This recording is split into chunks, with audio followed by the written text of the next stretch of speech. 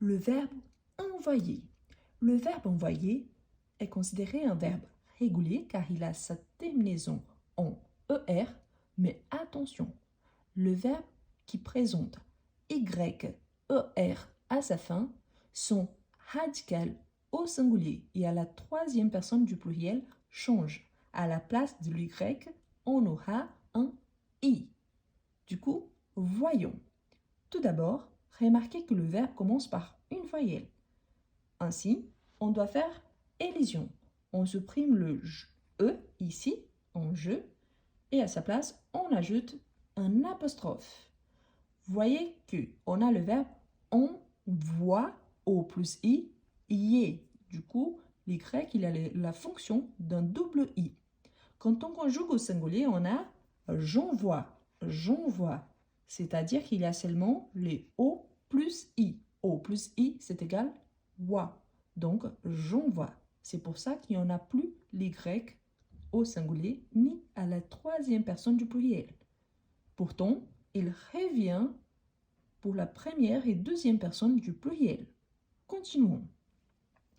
Tu envoies, tu envoies. Il, elle, on envoie. Il envoie, elle envoie, on envoie. Nous envoyons, vous voyez qu'on voit bien wa plus ion. Donc, nous envoyons avec Y.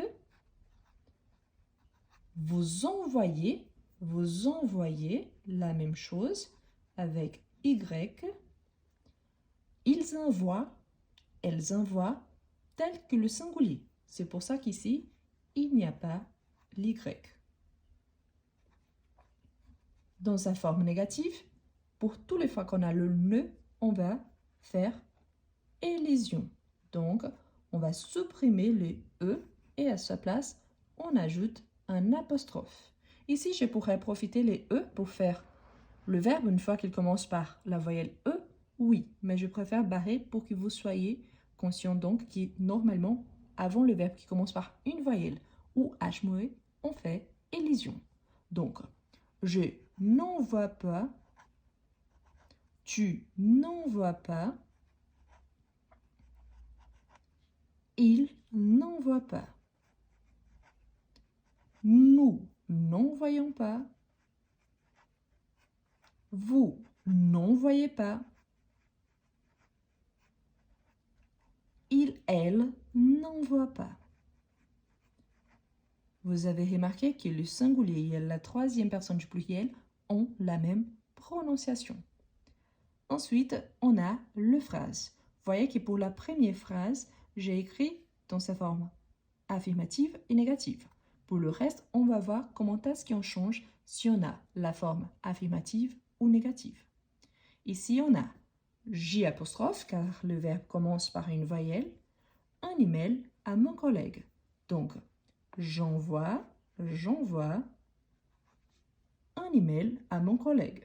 Si on a la phrase négative, le je revient au normal, n'envoie, donc ici qu'on a l'élision, n'envoie pas. Ici, on a une quantité, donc on devient pas deux.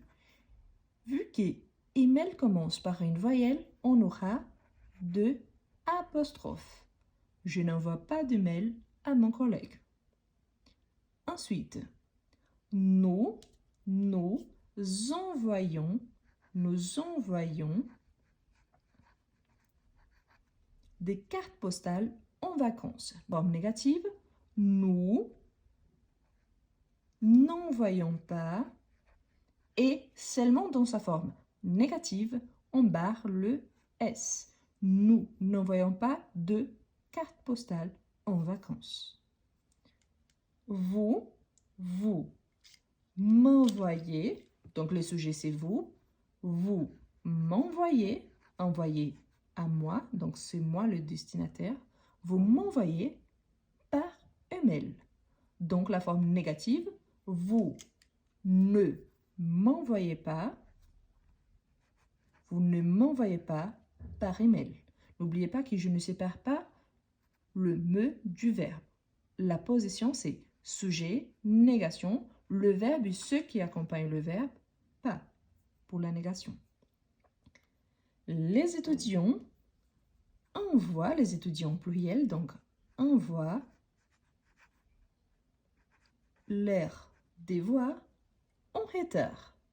Les étudiants envoient leurs devoirs en retard. La forme négative, les étudiants n'envoient pas leurs devoirs en retard. Il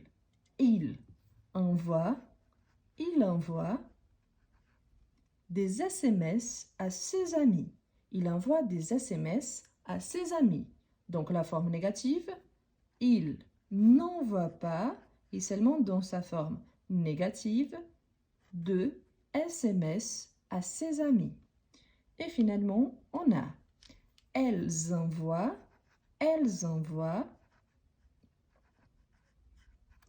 les colis par la poste. La forme négative, elles n'envoient pas les colis par la poste. Et voilà, le verbe envoyer, un verbe considéré régulier. Pourtant, par rapport au verbe du premier groupe, son radical est irrégulier au singulier et à la troisième personne du pluriel. Et si vous aimez bien la conjugaison de verbes, je vous invite à faire connaissance de mon petit livre qui s'appelle « Je conjugue ». L'objectif surtout, c'est d'avoir un tableau de conjugaison avec plusieurs verbes différents de tous les groupes et surtout les verbes irréguliers.